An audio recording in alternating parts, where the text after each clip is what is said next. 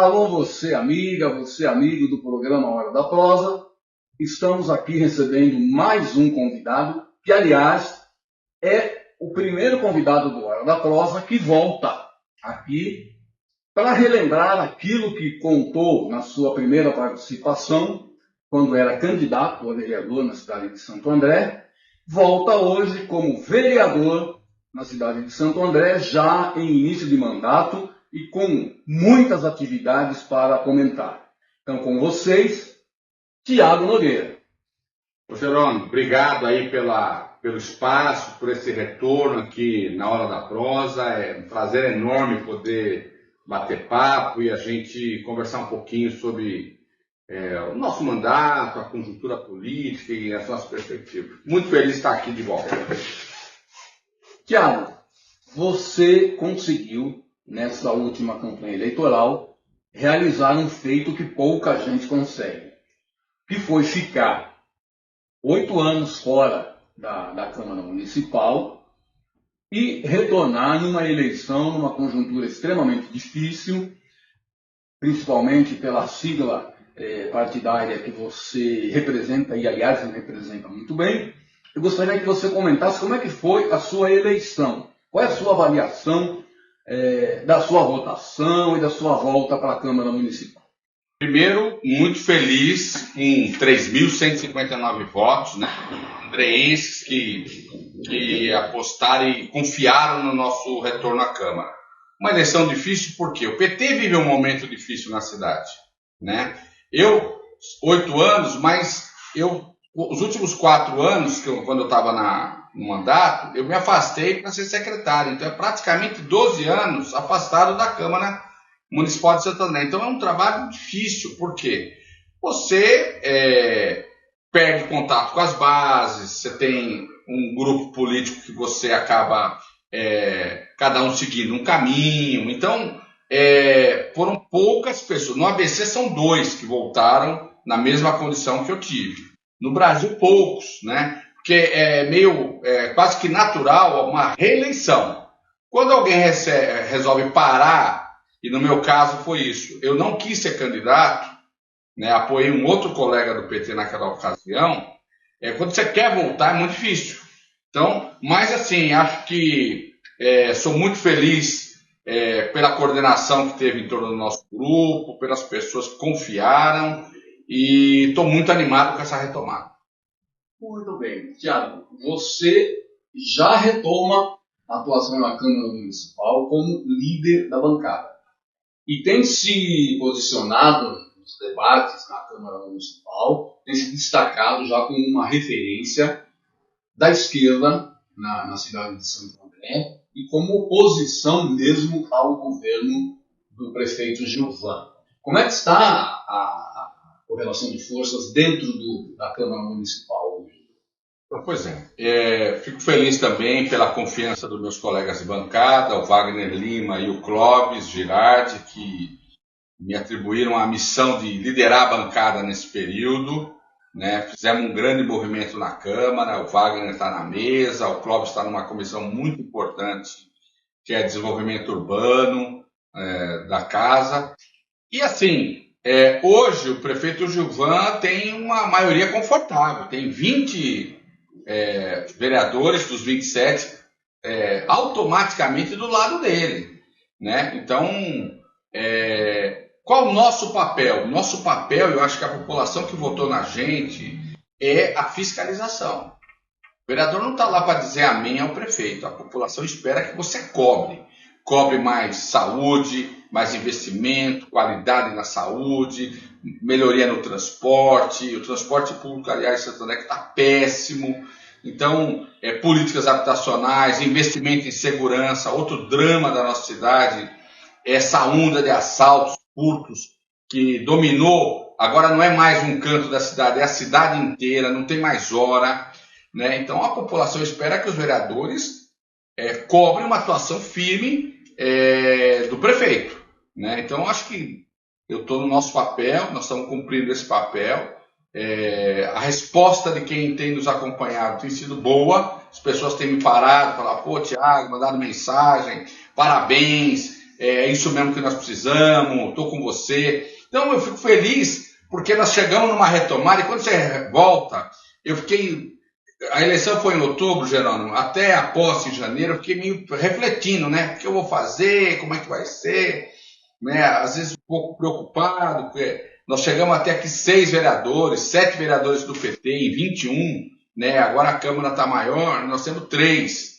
Mas eu acho que nós estamos conseguindo fazer um bom debate, fazer um combate necessário, e eu tenho sentido uma resposta positiva de quem nos elegeu. Perfeito. Eu tenho notado, Tiago, acompanho as sessões da Câmara Municipal, que há um descontentamento generalizado, inclusive na base de apoio do prefeito, com as condições em que a cidade se encontra, pelas proposituras que eles apresentam, as queixas que fazem, problemas, como você já citou, na saúde, nos transportes, nas condições das ruas de Santo André, muito ruins, né? Muito problema tem chegado lá. Não é um pouco, digamos, estranho quando a base de apoio do prefeito toma esse posicionamento no legislativo? Jerônimo, tem hora que você vê vereadores lá que são da base aliadas fazendo discurso, você fica na dúvida se ele está na base aliada ou se ele está na oposição. Porque às vezes chega a ser mais críticos em alguns temas do que a oposição.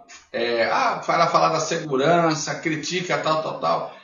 Dá um exemplo, mato nas praças, abandono de ruas, buraco, falta de iluminação, problema com a Sabesp, problema com a Enel. Quer dizer, ali você vê um monte de gente reclamando que parece... Ou seja, por outro lado, demonstra que aquela cidade que foi vendida na eleição pelo ex-prefeito Paulo Serra, parecia que Santo André era uma cidade da Dinamarca, estava tudo perfeito, primeiro mundo. E a gente começa a ver agora, nos primeiros meses, que não é bem assim. A cidade está muito endividada, a saúde tem muitos problemas, a cidade está esburacada, mato para todo lado, falta infraestrutura, e a cidade não está conseguindo, tem prestadores de serviço que está 4 meses sem receber. Coleta de lixo da cidade fica aí 3 a 4 meses em atraso.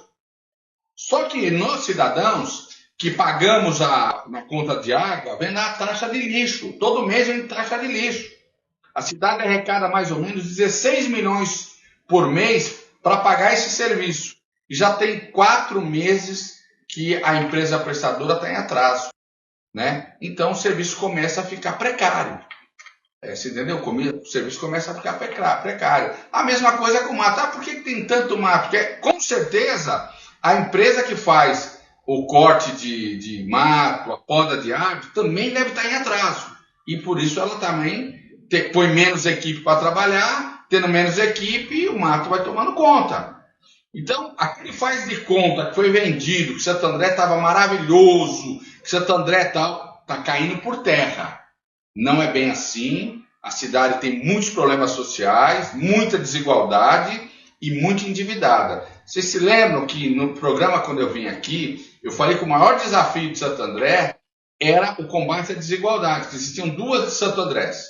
Uma que tem bairros com muita infraestrutura, fibra ótica, energia solar, bairros com muita segurança e tal, e outros bairros que um cidadão comum precisava andar 1 quilômetro para chegar no ponto de ônibus mais perto, que eu dei o exemplo lá da Missionários, né? Quem mora lá no final da Missionários, o ponto de ônibus mais perto é 1 quilômetro, né? Então, essas desigualdades, como é que você resolve? Com investimento. E é investimento público. Não é investimento privado que vai chegar lá. Isso não vai existir. Então, nós precisamos, na Câmara Municipal, cobrar a cidade real. A cidade real hoje é uma cidade endividada, com problemas de precariedade no atendimento aos serviços públicos, e que a Câmara Municipal tem que estar a essa altura. E nós estamos vendo que a própria base aliada do prefeito Gilvan hoje faz esse discurso parecido com o nosso. Sim, é realmente estranho, né? Sinal que a cidade, de fato, tem muitos problemas. Mas também, Tiago, tem o seguinte, havia uma certa desconfiança por parte da população que acompanha o cenário político da cidade que você fosse chegar na Câmara Municipal e, como se diz no jargão popular, fosse bater sem dó na administração. Você tem feito cobranças, tem apresentado proposituras e tal, mas também tem apresentado projetos que visam contribuir com a melhoria da qualidade de vida das pessoas e melhoria da situação da cidade. Por exemplo, o projeto de melhoria proposto pelo seu mandato, melhoria da qualidade da merenda escolar. Explica aqui para os nossos internautas o que é isso. Jerônimo, antes de falar sobre o projeto, só falar sobre esse posicionamento. Eu acho que no terceiro mandato, eu estou vindo para o meu terceiro mandato, depois de ser secretário e tal, acho que tem um processo, eu não gosto de dizer isso, mas é um amadurecimento, né? E acho que quero fazer um mandato coerente com aquilo que eu acredito. Então, aquilo que for positivo que chegar lá na Câmara do atual governo, com certeza vai ter o apoio da bancada do PT. Aquilo que não tiver em desacordo, nós vamos tentar melhorar, vamos lutar, vamos organizar o povo, né? Então, eu chego na Câmara, eu acho, com uma bagagem mais preparada, olhando para o que o governo Lula tem feito. Eu me espelho muito nas coisas positivas do governo federal para tentar trazer aqui para Santo André. E o exemplo é esse projeto. O que é o projeto? A merenda escolar de Santo André hoje não é uma merenda ruim, né? Tem reclamações pontuais. Essa semana mesmo chegou uma reclamação de uma creche aí a respeito de merenda. Coisa rara, mas chega. Mas o que eu estou tentando fazer com a merenda escolar é melhorar. É a gente eliminar os chamados ultraprocessados da merenda escolar. Salsicha, embutidos, nuggets, doce, produtos muito açúcar. A merenda já toma um cuidado com isso, mas como passa por um processo de terceirização, ela corre o risco de começar por conta do que vale ao lucro, começar a cair a qualidade da merenda escolar, né? E a merenda escolar atende milhares de jovens na cidade. Tem gente que a principal refeição é a merenda escolar. Então, nós estamos lá com um projeto de lei proibindo ou limitando o uso de ultraprocessado na merenda escolar da cidade. Isso é um projeto inspirado numa política nacional. Quando o PT governou Santo André, nós já ampliamos a compra dos produtos oriundos da agricultura familiar, que eram 30%, para 50%, que a agricultura familiar é um produto que é plantado, que não é industrializado, né? Esse é o bom produto, o tomate, a fruta, a verdura, o legume, né? Então nós ampliamos a compra para não produtos oriundos da agricultura familiar.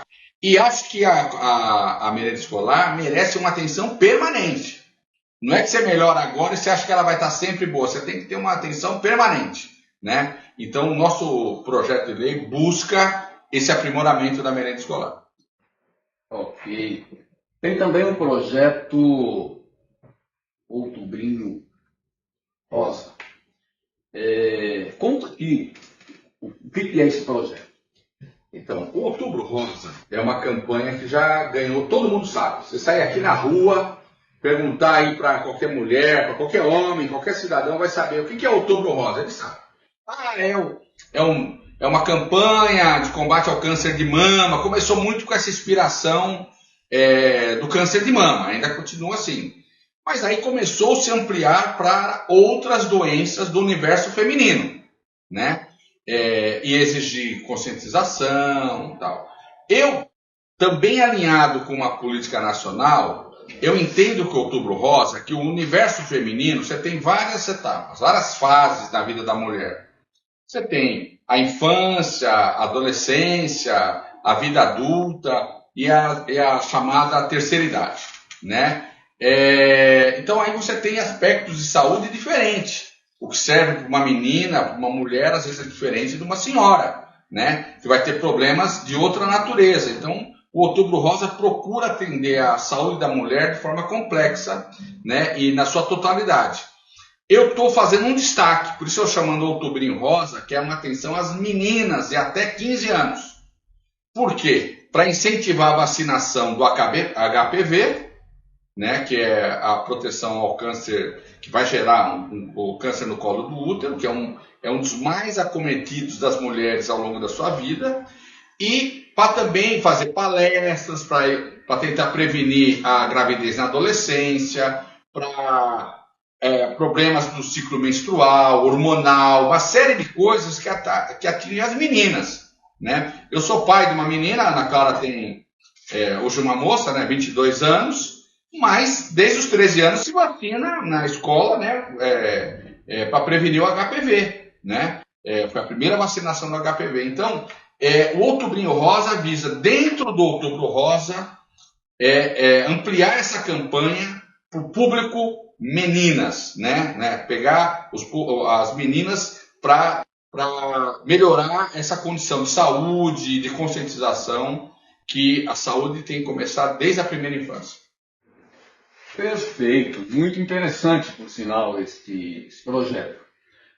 A gente nota, pela quantidade de proposituras apresentadas pelo seu mandato, pelos projetos e tal, que você constituiu uma equipe bem qualificada, preparada para realizar o trabalho no âmbito do legislativo.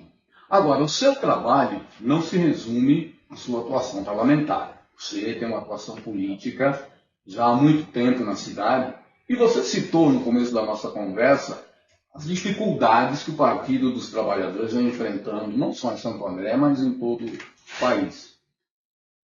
O que você vislumbra para o Partido dos Trabalhadores aqui em Santo André, que vai passar por um processo de eleição agora no meio do ano? O que você entende que precisa ser feito? O que você está defendendo nesse momento? Bom, Delano, primeiro assim, né? Ninguém faz nada sozinho.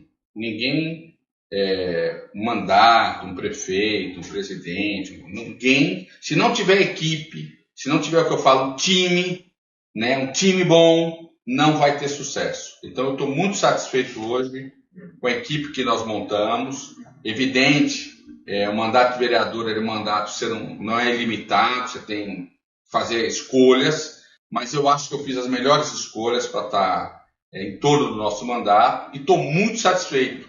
O resultado é a produção legislativa que a gente tem feito, os encaminhamentos em cada bairro, eventos que nós acabamos de fazer um evento com mulheres, com mais de 200 mulheres, tem muita mulher em torno do nosso mandato, né? Eu tenho hoje 3 assessoras, que é a Marlene, a Maiara e a Bia, mas todo mundo tem trabalho nessa área, então é muito importante. Fico feliz da gente estar conseguindo fazer produções importantes para a cidade. Então eu falo isso porque sem time, sem equipe, ninguém é nada, né? Sindicato, uma associação, uma empresa, tem que ter time. 2, vou falar do PT. O PT é talvez a principal ferramenta que a classe trabalhadora tenha hoje ao seu dispor, né? Eu estou no PT há 44 anos, o PT fez agora em fevereiro 44 anos eu estou no PT. Então eu tenho uma vida dedicada ao Partido dos Trabalhadores, né? E não só na condição de vereador. Sou vereador, fui eleito a primeira vez, demorei para ser candidato em 2008, né? Então, a minha maior militância, a maior parte da minha vida dentro do PT foi como militante, dirigente ou apoiando alguém, participando da vida partidária. Hoje o PT de Santo André, que já governou 5 vezes essa cidade, passa por um momento de dificuldade. Por quê? Por descuido, por um monte de coisas que ocorreram no partido. Eu hoje aposto na renovação. Eu sou uma pessoa de 61 anos de idade, eu quero dar minha contribuição, quero contribuir com a luta política até quando eu puder na minha vida, né, tiver saúde para isso. E acho que todo mundo tem que pensar assim, mas nós temos que ter um compromisso da renovação, um compromisso geracional. Isso não significa afastar quem tem mais idade, quem tem mais experiência, nada disso. Todo mundo tem o seu papel de contribuir. Mas se a gente não começar a formar uma nova geração de dirigentes para dirigir o PT no próximo período, nos próximos anos, o PT está fadado ao fracasso na cidade. Eu vejo o PT tendo uma boa perspectiva nacional, tem estados que o PT tem uma força fantástica, e aqui em Santo André nós fomos exemplo para o Brasil do modo petista de governar, das políticas que foram geradas aqui.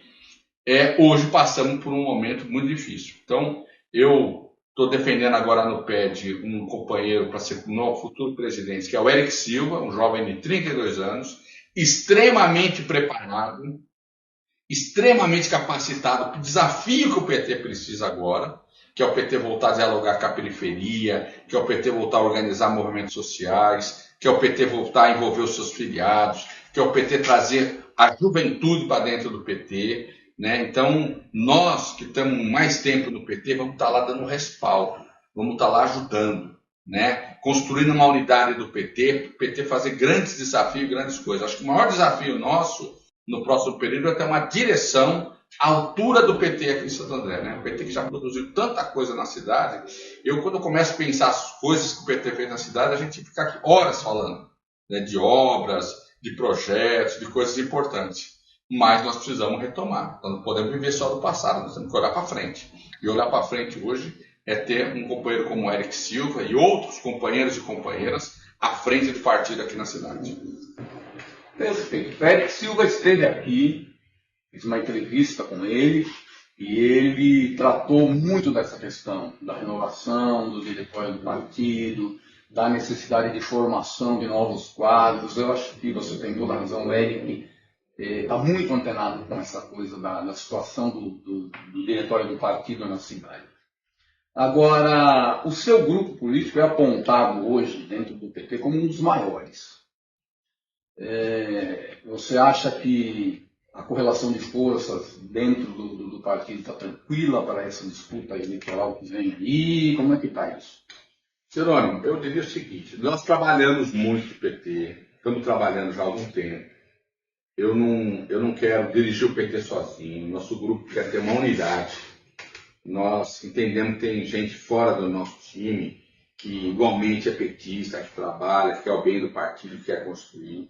E é com essas pessoas que nós queremos estar dialogando no PT no próximo período. Então a verdade não está só conosco. A verdade está no diálogo, nessa construção coletiva. Então eu aposto muito nisso. Nós fizemos a lição de casa, estamos se preparando, é um processo de disputa, porque é uma eleição interna, né?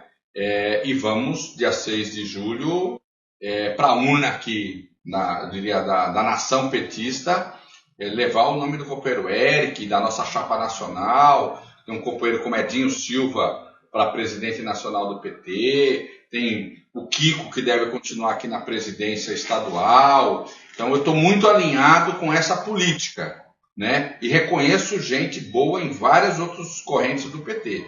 Agora, aqui em Santo André, nós precisamos dar eu diria, um chacoalhão, né? É um choque mesmo do ponto de vista de militância, né? O PT não pode ter uma sede que fica fechado, que não dialoga. Hoje, com o advento da internet, nós estamos aqui no podcast, você não se apresentar para a sua base, né? Tem muita reclamação, as pessoas não sabem que o governo Lula está investindo em Santo André, o governo Lula que está despejando dinheiro nas cidades, né? Com Minha Casa Minha Vida, com o SUS, com obras de infraestrutura, é o pé de meia, é o crédito para o trabalhador, é uma série de investimentos que chegam a Santo André que as pessoas não sabem que é o governo federal, né? Então, nós precisamos, como ferramenta, o PT, ser esse instrumento de diálogo, né? E se eu tivesse uma tarefa principal para o PT no próximo período, é a reeleição do companheiro Lula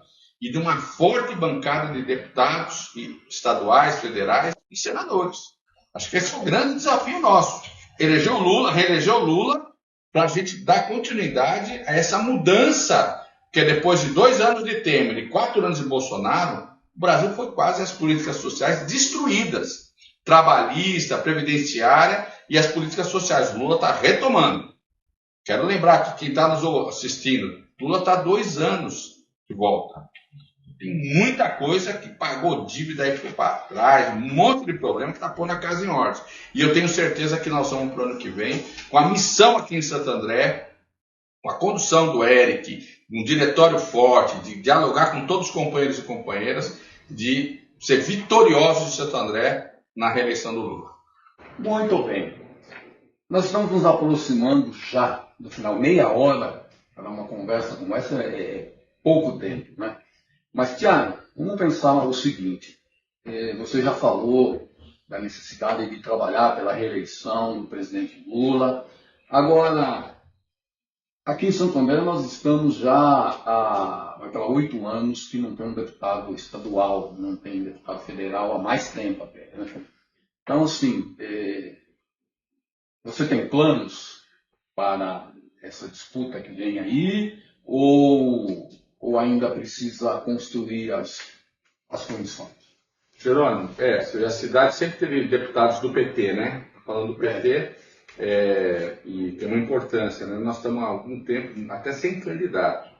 Hoje eu não estou me colocando candidato, né? Não que eu não me sinta preparado, me sinto preparado, mas acho que esse é um processo de construção maior, né? E eu, de fato, voltei para a Câmara agora, estamos fazendo o nosso mandato, e sair numa campanha poderia desorganizar o que nós conquistamos. Então, a prioridade agora é fortalecer o PT na cidade, voltar a dialogar com os movimentos, o povo da periferia, organizar essa população, pensando num projeto de médio e longo prazo aqui na cidade. Então, hoje, a minha prioridade é a reeleição do Lula e quero ajudar deputados estaduais, deputados federais que estão no PT, que estão fazendo um bom trabalho, a se manterem lá. Muito bem. Tiago, para a gente encerrar a nossa conversa, eu gostaria que você comentasse duas coisas. Primeiro, na tua visão, o que a gente precisa que aconteça, que seja feito na cidade de Santo André, especificamente na questão do governo municipal, o que a prefeitura precisa fazer e como que o seu mandato pode contribuir com essas necessidades. E segundo, deixar o seu recado aí para os nossos internautas, de olho no que vem aí pela frente. Nós estamos vivendo tempos sombrios, né? Pela primeira vez um ex-presidente da República vai para o banco dos réus, acusado de uma série de crimes contra o Estado de Direito, entre outros, né? Então, assim, como é que você vê isso? Tempos tenebrosos, o que a gente precisa fazer agora? Bom, Jerônimo, eu falava aqui na primeira entrevista que eu dei aqui o ano passado que o maior desafio de Santo André era o combate à desigualdade, as duas Santo Andrés. Isso está na ordem do dia. Se a gente der uma volta na periferia de Santo André, nós vamos ver o grau de dificuldade que tem em cada local desse. E é evidente que para um jovem que nasce na periferia e outro que nasce num bairro de classe média, as oportunidades são totalmente diferentes. Esse jovem aqui, ele que nasce na periferia, ele terá muito mais dificuldade em ter uma formação acadêmica superior, um bom emprego, né? Vai ter mais doenças, é uma série de problemas que diz respeito de um problema grave, que não é só de Santo André, é do Brasil, mas ele se chama desigualdade. Por isso, eu acho que esse é um grande desafio aqui, que é o que o governo municipal tem que fazer? Investimento nas urbanizações de favela, em moradia, em saúde, em praças de esporte, em praças de lazer, na cultura, na educação. Nós não temos outro caminho senão esse investimento. Eu vou dar um exemplo. Quem tem uma pessoa com deficiência na família e mora numa favela de Santo André, sente o drama diário, como é difícil. Tem pessoas que têm... Eu conheço uma senhora que ela é cadeirante. Para sair da casa dela tem quase 20 degraus aqui no Espírito Santo.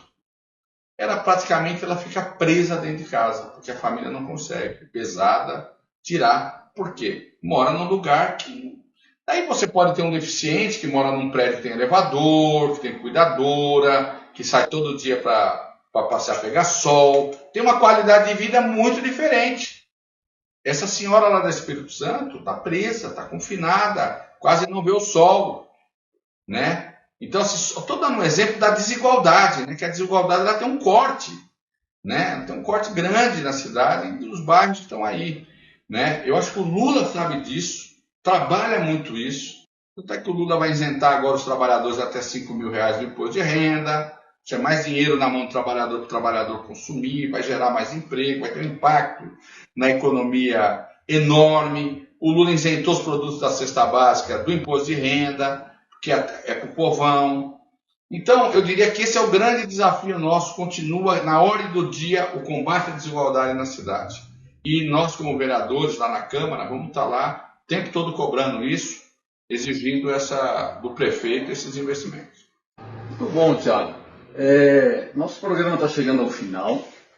Agora, quero que você saiba que as câmeras e os microfones aqui da Hora da Prosa estão à disposição. A hora que você tiver projetos para apresentar, alguma discussão que queira fazer com a nossa sociedade, venha, que você será sempre bem recebido aqui na Hora da Prosa. Eu que agradeço, Jerônimo, parabéns aí à Copa Acesso, ao espaço aqui do Hora da Prosa. E conte comigo, vocês têm um parceiro lá na Câmara, que é um parceiro amigo da literatura, dos contadores de história e dos livros. Vamos juntos. Estamos juntos e a gente volta na próxima semana. Até lá. Bom, cara.